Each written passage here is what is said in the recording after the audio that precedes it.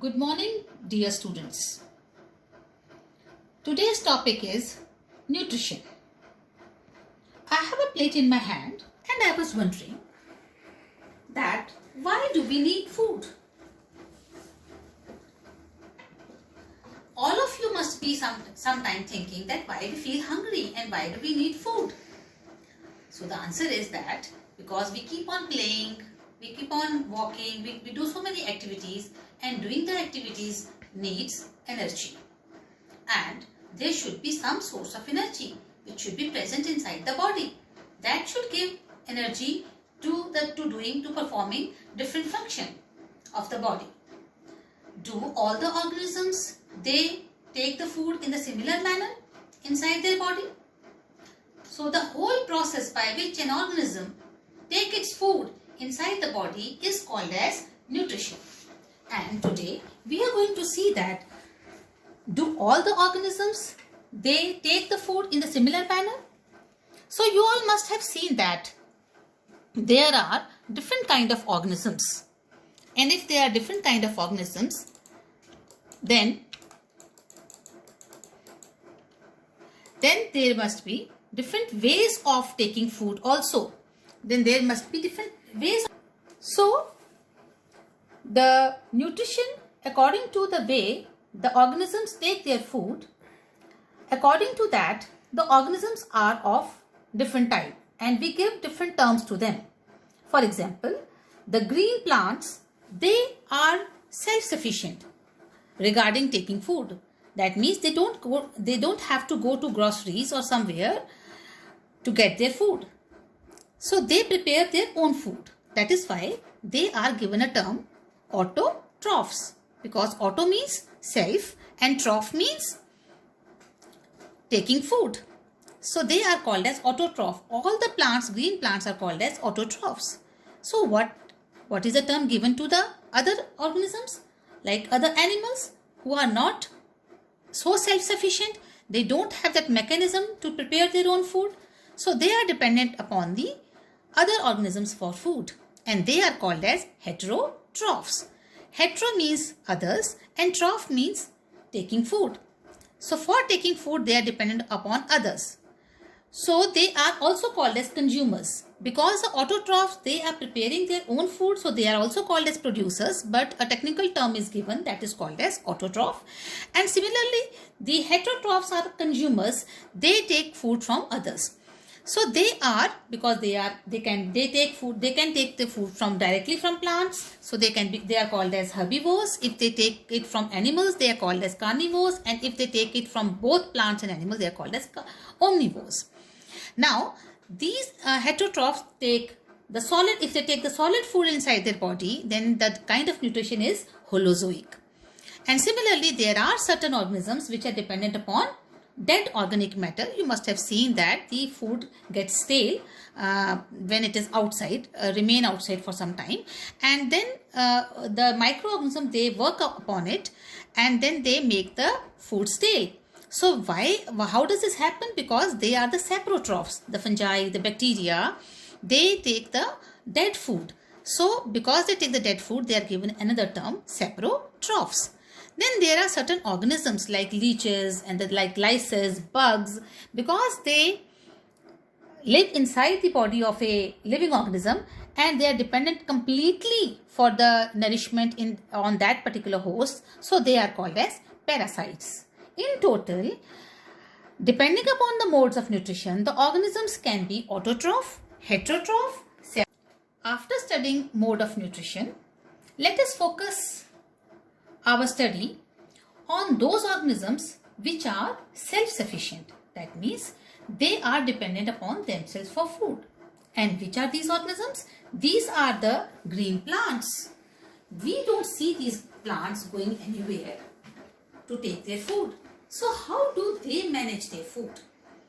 So students, you must have seen that, and even in your early classes, you must have heard that the green part of the plant, that is the one which is the kitchen of the plants. So this particular green part of the plant is the one which prepare the food for the plants. So what is that so important in these green plants which can make their food, and what are the raw materials required for making this food, and where do the energy comes from for preparing this food? No, so that whole process is called as photosynthesis.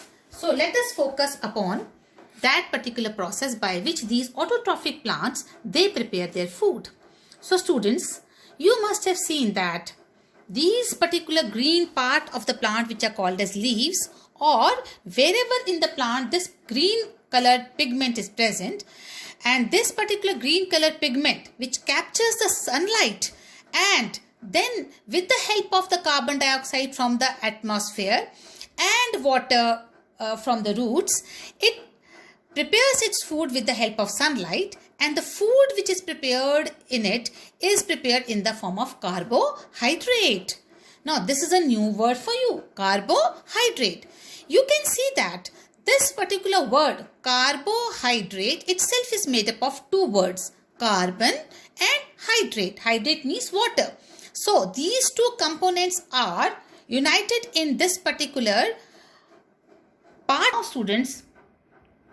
We will so this green color pigment which is trapped inside the chloroplast is so important because this is the kitchen of the plant, and this is the one which is actually responsible for making food. So let us come back to these green color leaves which are so important. How do these leaves which prepare the food for the plant, they get their carbon dioxide? So students, you must have seen that the leaves, they are the lamina of the leaves is so arranged in the plants that it can receive maximum sunlight.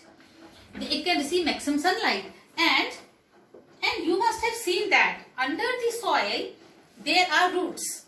So roots, they take the water, and this water which is taken from the roots, it goes into through the xylem, which are the tube-like structures present inside the stem, and they bring the water from the roots into the leaves, and the leaves, they have small pores-like structure present in the lower epidermis of the leaves, and these small pore-like structures, they are called as stomata.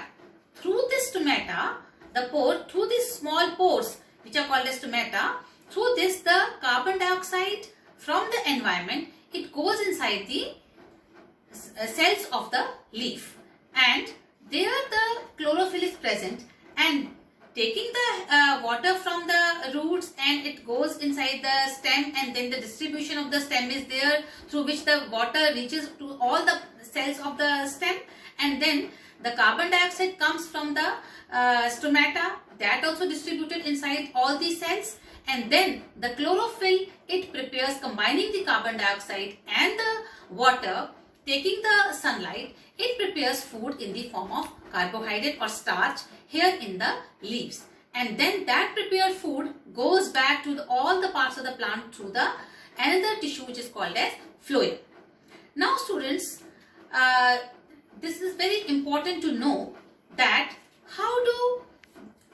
why this particular carbon dioxide is important for the plant, and why the light is so important for the plant. So to see that, we have to perform certain activities. These activities will tell us that during the photosynthesis, what happens? Number one, the chlorophyll, it absorbs light, and when the chlorophyll absorbs light, it converts the light into the chemical energy, and then that chemical energy splits water into hydrogen and oxygen, and then that particular energy which is formed here in the second step, it reduces the carbon dioxide into carbohydrate. These are the three steps.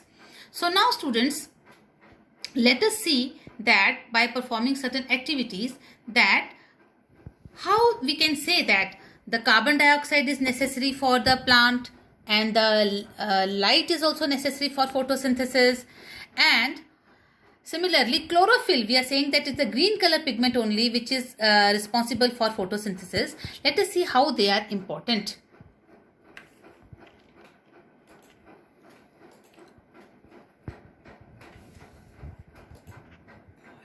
So to prove, there are three activities which we can perform to see that chlorophyll is necessary for photosynthesis, sunlight is necessary for photosynthesis, and carbon dioxide is necessary for photosynthesis. Now let us take the first activity, and that is to prove that sunlight is necessary for photosynthesis. So in this, what we will do is that we will take a potted plant and we will take a jar, cover it with a black color paper, take a potted plant which is to be kept in dark for some time, so that all the starch which is already collected in the leaves that is used by the plant, and after that we will bring that plant and we will put that one of the leaf into that jar which is covered with black paper and keep it in sunlight for some time, and after few days we will pluck that particular leaf and we will first of all we will heat that particular leaf in alcohol, so that all the will dissolve the particular chlorophyll in the alcohol by heating it in it, and then when the colorless leaf is obtained, we will put certain iodine, few drops of iodine solution into it, and we will see that that part of the plant which was locked inside the black color jar will not obtain the blue black color, and the one which was not trapped inside the jar, that will obtain the blue black color, proving that the sunlight which was not taken by the plant due to the black paper. So here what happened, that part of the leaf which was covered inside the black paper and it could not obtain the sunlight, therefore it could not perform the photosynthesis and could not get the starch formed in it, and therefore it has not given the starch test. But the one which was receiving the sunlight, it has given the starch test. The iodine is converted into blue black color, because here the photosynthesis has taken place.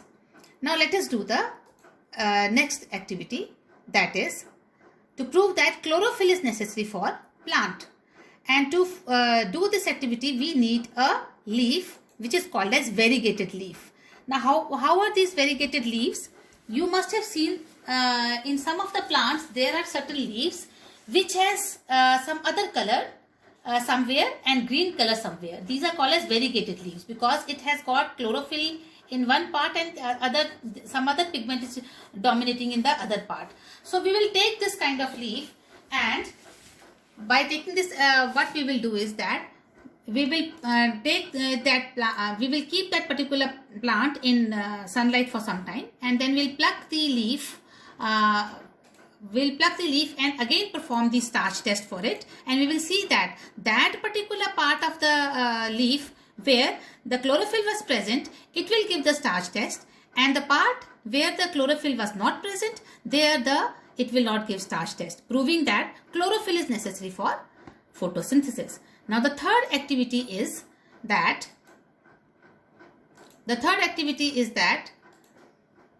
carbon dioxide is necessary for photosynthesis. Now for that, what we will do, again we will take a potted plant, keep it in dark for some time so that all the starch is used by the plant, and then we will bring that potted plant and again we will take a jar and we will put some potassium hydroxide inside the jar, and then lock again one of the leaf inside it, and we will see that after some time when the starch test will be performed on it, we will see that that particular leaf which was present inside the jar containing potassium hydroxide, that will not give the starch test. Now why? Because potassium hydroxide, it will absorb all the jar. So therefore the carbon dioxide was not present in the leaf, therefore it could not perform photosynthesis, so there was no starch in it, therefore it will not give a starch test.